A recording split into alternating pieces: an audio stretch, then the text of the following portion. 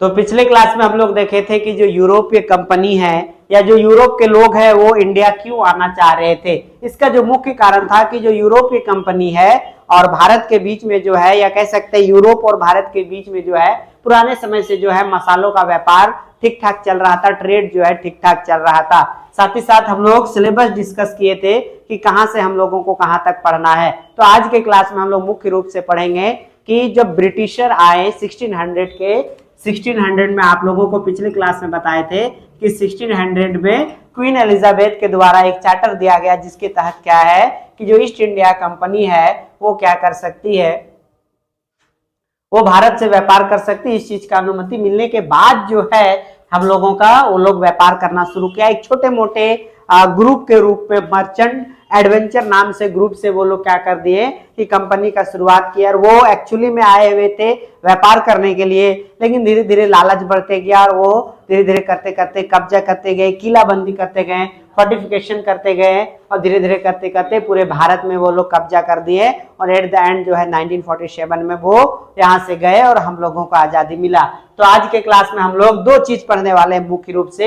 एक पढ़ेंगे कि प्लासी का युद्ध, क्योंकि विस्तार के दौरान में ये हम लोगों का सबसे पहला टॉपिक आने वाला है कि किस प्रकार से वो लोग जो है बंगाल को अपने कब्जे में लिए। तो याद रखिएगा कि जब हम लोग बंगाल की बात करते हैं तो बंगाल कहने का मतलब है उस समय का पूरा पश्चिम बंगाल, अभी का पूरा पश्चिम बंगाल, पूरा बांग्लादेश, पूरा असम, पूरा उड़ीसा, बिहार, झारखंड, सारा का सारा पार्ट जो है आपका उस समय पश्चिम बंगाल के अंतर्गत आता था। तो जो पश्चिम बंगाल है बहुत बड़ा क्षेत्र हुआ करता था और बहुत बड़े क्षेत्र में से जो है अगर वो पार्ट किस प्रकार से कब्जा किया ये बड़ा ही मायने रखता है, जो कि हम लोग प्लासी का युद्ध और बक्सर के युद्ध में देखेंगे। इस दो युद्ध के बाद, इस दो बैटल के बाद जो है भारत के इतिहास में बहुत बड़ा बदलाव आएगा और यहाँ से जो है ये लोग कर वसूलना शुरू कर देंगे, यहाँ से जो है ये लोग टैक्स वसूलना शुरू कर देंगे, यहाँ से वो और थोड़ा पावरफुल हो जाएंगे और थोड़ा सा यहाँ से उन लोगों को जो व्यापार से साम्राज्य चलाना या व्यापार से कब्जा करने या विस्तार करने का जो हिम्मत है यहाँ से और थोड़ा अधिक बढ़ जाएगा। तो हम लोग देखेंगे सबसे पहले प्लासी का युद्ध। प्लासी का युद्ध के पीछे हम लोग मामला समझेंगे। बंगाल जो है वो मुगलों के कंट्रोल में रहा है बट वो इनडायरेक्ट रहा है। बंगाल में मुख्य रूप से नवाबों का शासन चलता था उस टाइम में। इसमें सबसे प्रचलित और फेमस जो आपके नवाब थे वो मुर्शिद कुली खां बहुत ही फेमस थे, बहुत ही प्रचलित थे। इसके अलावा अलीवर्दी खां, और अलीवर्दी खां के बाद जो आया वो आए नवाब सिराजुद्दौला। तो मुर्शिद कुली खां और सिराजुद्दौला के बीच में जो था क्या चीज है उस चीज को हम लोग समझेंगे। तो मुर्शिद कुली खान जब तक रहा मामला बहुत अच्छा चला, क्योंकि वो एक क्या मामला जो था वो बैलेंस होके चल रहा था, ना बहुत अधिक ब्रिटिशर को तकलीफ था ना बहुत अधिक नवाबों को तकलीफ था, मामला ठीक ठाक चल रहा था, ना मुगल के द्वारा बहुत अधिक इंटरफेयर किया जाता था। लेकिन जब मामला सिराजुद्दौला आए, क्योंकि ये जो थे आपका अलीवर्दी खां के पोते थे और ये नया 23 साल की उम्र में क्या बन गए हैं, वो नवाब बन गए बंगाल का, मात्र 23 साल की उम्र में। और 23 साल की उम्र में बनने के बाद क्या था कि नया लड़का है, गर्म खून होता है, वो क्या है कि अंग्रेजों का बहुत सारा बात ऐसा था जो कि उनको सही नहीं लगता था। इससे पहले आप लोगों को बता दें कि जो अलीवर्दी खां से पहले ही फारूक सियार नाम करके एक व्यक्ति थे जिन्होंने फरमान जारी किया, ये आपके मुगल में से थे और इन्होंने जिसके तहत ब्रिटिशर को क्या दिया था, दस्तक दिया था। अब ये दस्तक ऐसा कुछ नहीं है या फरमान ऐसा कुछ नहीं है, ट्रेड करने का लाइसेंस जो है वो अंग्रेजों को दिया था, कौन, फारूक सियार के द्वारा। तो अलीवर्दी खां जो थे उनके डेथ के बाद जो है 1756 में सिराजुद्दौला जो थे वो बंगाल के नया नवाब बने मात्र 23 साल की उम्र में। तो उनको ये सब सारा चीज जो ब्रिटिशर जो अंग्रेज अपने आधार पे सारा चीज लेके चलते थे उनको अच्छा नहीं लगता था। क्या क्या चीज अच्छा नहीं लगता था, तो ये इतना जो किला बंदी करते थे, बड़े बड़े फोर्टिफिकेशन करते थे, ये बहुत अच्छा नहीं लगता था। इसके अलावा जो टैक्स इनडायरेक्टली वगैरह ये सब सारा चीज सही नहीं लगता था। इसके अलावा इनका कहना था कि दस्तक वगैरह हम नहीं मानेंगे, अगर आप लोगों को चलना है तो हमको टैक्स देना पड़ेगा, मेरे आधार पे आप लोगों को चलना पड़ेगा। और ये बात ब्रिटिशर को, अंग्रेजों को बहुत अधिक अच्छा नहीं लगा। क्यों नहीं लगा? क्योंकि उनके वो दादाजी से मामला ठीक ठाक चल रहा था और अचानक से एक नया नया लड़का मार्केट में आया और आने के बाद इस प्रकार से मामला होने लगा। तो ब्रिटिशर ने मामला चाहा कि किसी प्रकार से सेटलमेंट कर लिया जाए, लेकिन धीरे धीरे मामला सिराज के बीच में और ब्रिटिशर के बीच में, अंग्रेजों के बीच में खराब ही हो रहा था। और धीरे धीरे अंत में इतना खराब हो गया कि सिराज ने क्या कर दिया कि फोर्ट विलियम, जो कोई अभी कलकत्ता में है, फोर्ट विलियम पे अटैक कर दिया। और अटैक करने के बाद वहां के लोगों को बंदी बनाया गया। ऐसा कहा जाता है कि एक छोटा सा कोई कमरा था जिसपे बहुत सारे लोगों को डाल दिया गया था। इसको ब्लैक होल ट्रेजेडी कहा जाता है। इसमें बहुत सारे लोगों का मौत हो गया था। तो यहाँ से जो है ब्रिटिशर थोड़े से गुस्से में आए और यहाँ से मामला खराब होना हुआ कि सिराज के बीच में और अंग्रेजों के बीच में मामला धीरे धीरे और खराब होते गया और जिसका रिजल्ट निकला बैटल ऑफ प्लासी, प्लासी का युद्ध। ऐसा माना जाता है कि ब्रिटिशर के तरफ से बहुत ही कम आर्मी था और सिराज के तरफ से बहुत अधिक आर्मी था। तो ब्रिटिशर के तरफ से जो युद्ध को लीड कर रहे थे वो रॉबर्ट क्लाइव थे। इतिहास में रॉबर्ट क्लाइव का आप बहुत सारे नाम पढ़ेंगे, जब भी आप आधुनिक इतिहास पढ़ेंगे इसमें रॉबर्ट क्लाइव बहुत सारे मूवमेंट में, बहुत सारे जगहों पे आपको दिखाई पड़ेंगे। तो 23 जून 1757 को फाइनली वो लोग प्लासी के युद्ध में जो है रॉबर्ट क्लाइव जो कि ब्रिटिशर को लीड कर रहे थे और सिराज जो कि बहुत सारे भीड़ भड़ाका आर्मी के साथ जो है प्लासी के युद्ध में जो है आपका युद्ध शुरू हुआ। युद्ध की कुछ इस प्रकार था कि सिराज के आर्मी के साथ ये सब चार मुख्य व्यक्ति थे, मीर जाफर, राय दुर्लभ, मोहनलाल, मीर मोहन। ये सब मुख्य व्यक्ति थे। इनके आर्मी को लीड करने वाले यही सारे व्यक्ति थे। लेकिन इसमें से जो मीर जाफर थे ये कहीं न कहीं ब्रिटिशर के साथ मिले हुए थे, अंग्रेजों के साथ मिले हुए थे। और धीरे धीरे करते करते युद्ध जैसे ही शुरू हुआ, सिराज का आर्मी जो है वो युद्ध में जीत ही रहा था, लीड ही कर रहा था। लेकिन धीरे धीरे मीर जाफर क्या किया कि सिराज का जो है वो दिमाग खराब करना शुरू कर दिया। ये बोलने लगा कि युद्ध में कुछ नहीं रखा है, अपने आर्मी को वापस ले लो और जैसे ही मामला खत्म होगा धीरे धीरे हम लोग ब्रिटिशर के साथ सेटल कर लेंगे, मामला खत्म कर लेंगे। लेकिन ऐसा नहीं था। धीरे धीरे क्या हो गया कि मीर मोहन जो है उसका डेथ भी हो गया युद्ध के दौरान में। फिर सिराज को लगा नहीं, यहाँ युद्ध नहीं करना चाहिए, तो वो अपने आर्मी को वापस लाने के लिए बोले।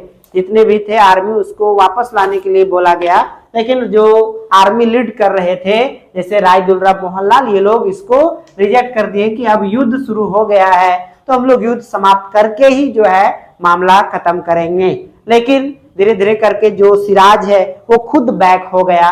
तो आर्मी जो है सिराज का पूरी तरह से कमजोर हो गया और कमजोर होने के वजह से जो है फाइनली जो आपका प्लासी का युद्ध है वो रॉबर्ट क्लाइव का जीत हुआ। और सिराज को जब तक ये भनक लगता, जब तक ये पता लगता कि मेरे साथ गेम हो रहा है, मेरे साथ गलत हो रहा है, तब तक सिराज को जो है मार दिया जाता है और बंगाल का नवाब जो है मीर जाफर को बना दिया जाता है। तो यहाँ पे हुआ आपका प्लासी का युद्ध। अब हम लोग आते हैं बक्सर का युद्ध जो कि एक साथ है, लेकिन ये कब है तो बक्सर का युद्ध आपका 22 अक्टूबर 1764 को है।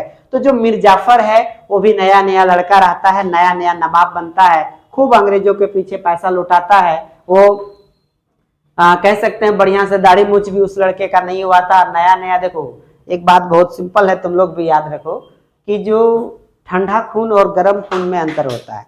अभी तुम लोगों का जो एज है, इस एज में कोई भी मामला होगा तो उसका सॉर्ट आउट लड़ाई झगड़ा से ही सोचेगा। हाँ, मार के दे, गर्म खून कैसे नहीं होगा। अगर हम अभी बोलेंगे कि चलो वहाँ पोखरा चौक में मार हो रहा है, चलो मेरे साथ, तो 4 लड़का जाने के लिए तैयार हो जाएगा। लेकिन अगर आपके ही पिताजी को बोलेंगे कि चलिए भैया वहाँ झगड़ा हो रहा है, तो वो नहीं जाएंगे। बोले जा लड़ो नहीं यार, उतना लौट लेगा, बिल्कुल भी नहीं लेगा। तो उसी प्रकार से क्या था कि ये लोग जो है नया नया गरम खून नया नया बन रहा था। ये लोग खूब ऐश मौज का जिंदगी जिया। लेकिन क्या है आपका वो बहुत अधिक जो है आपका मामला नहीं चला। मीर जाफर जो है एक्चुअल में वो कठपुतली के रूप में काम कर रहा था ब्रिटिशर के पास। आपका कह सकते हैं कि कठपुतली के रूप में या पपेट के रूप में वो काम कर रहा था। तो बहुत अधिक नहीं चला, उसको बुरा लग रहा था, उसको ठीक नहीं लग रहा था। तो वो जो है धीरे धीरे अंग्रेजों से दूर हो रहा था। और जो अंग्रेजों के दुश्मन हैं जैसे फ्रांस वाले, वो फ्रांस के साथ जो है मिल रहा था। तो ये चीज ठीक नहीं लग रहा था अंग्रेजों को कि हम तुमको बनाए हुए हैं नया नया नवाब, तुम ऐश मौज करो, जिंदगी जियो, तुम मेरे ही विरोध में क्यों हो रहे हो। तो इसके वजह से क्या है, मीर जाफर को फाइनली हटा दिया गया और मीर कासिम को नया नवाब बना दिया गया बंगाल का। तो मीर कासिम भी नया नया नवाब बना। शुरुआत का दौर बहुत अच्छा चल रहा था, बट मीर कासिम के साथ क्या था कि उसको ब्रिटिशर यानी अंग्रेज जो हैं वो बहुत अधिक मान सम्मान नहीं दे रहे थे। फॉर एग्जाम्पल नवाब था, नवाब को बोल देते जाओ चाय पानी लेके आओ, तो वैसा हाल हो जाता था, बड़ा ही बद से बदतर होने लगा। तो जो मीर कासिम है उन्होंने क्या कर दिया कि जो राजधानी है वो बदल दिया और जो मुर्शिदाबाद है बंगाल में उसको नया राजधानी बना दिया गया नवाबों का, बंगाल का नया। तो ये चीज अंग्रेजों को अच्छा नहीं लगा कि हम बनाए नवाब और मेरे विरोध में जा रहा है। तो धीरे करते करते मामला इतना खराब हो गया कि एट द एंड आपका मीर कासिम, शाह आलम दो, सुजादुल्ला, शाह आलम दो ये मुगल के रूलर हैं, मीर कासिम तो आपको पता ही होगा, और सुजादुल्ला ये अवध के शासक थे। ये लोग आपस में तीनों में मिले क्योंकि ये तीनों का जो दुश्मन था वो अंग्रेज था। तो इन लोगों को लगा कि हमारे पास बहुत हेवी आर्मी है तो यहाँ पे हम लोग अंग्रेज को हरा देंगे, लेकिन ऐसा हुआ नहीं। बक्सर के युद्ध में फाइनली आपका क्या हो गया, 22 अक्टूबर 1764 को ये तीनों की आर्मी, और जो अंग्रेज के तरफ से लीड कर रहे थे हेक्टर मुनरो, जो अंग्रेज के तरफ से इस मूवमेंट को लीड कर रहे थे वो थे हेक्टर मुनरो, और हेक्टर मुनरो और ये तीनों के आर्मी के बीच में जो है युद्ध हुआ और बक्सर का युद्ध जो है अंग्रेजों का जीत हुआ। और यहाँ से जो है अंग्रेजों ने एक नींव रख दिया भारत में, भारत से यहाँ से वो और पावरफुल होते गए। और एट द एंड क्या हुआ, इलाहाबाद का संधि हुआ 1765 में, सबको फाइन लगाया गया, सबको बंदी मतलब रोक दिया गया और इलाहाबाद का यहाँ से संधि हुआ और इन लोगों को दीवानी का अधिकार मिल गया। यानी यहाँ से जो है अंग्रेज ब्रिटिशर वो बंगाल के क्षेत्र में अपना पूरा दबदबा करेंगे, यहाँ से टैक्स भी उठा सकेंगे, कर भी उठाएंगे, टैक्स भी लेंगे, उससे क्या हो जाएगा कि वो लोग तेजी से डेवलप कर पाएंगे। कहने का मतलब ये है कि इस दो युद्ध के बाद जो है बंगाल में पूरी तरह से जो है ब्रिटिशर का कब्जा हो गया और यहाँ से वो लोगों का हौसला बढ़ गया और जो एक्सपेंशन है, जो विस्तार है और तेजी में बढ़ गया। तो बाकी का चीज हम लोग देखेंगे आगे के क्लास में।